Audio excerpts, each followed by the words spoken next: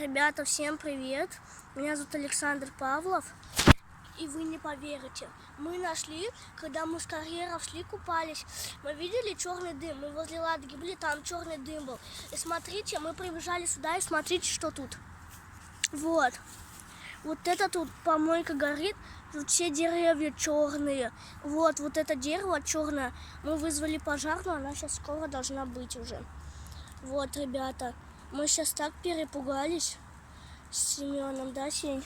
Угу. Он ботаник, он.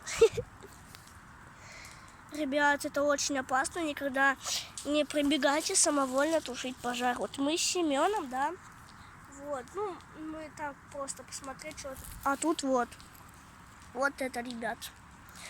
Ладно, ребят, на этом мы заканчиваем. Всем спасибо, всем пока.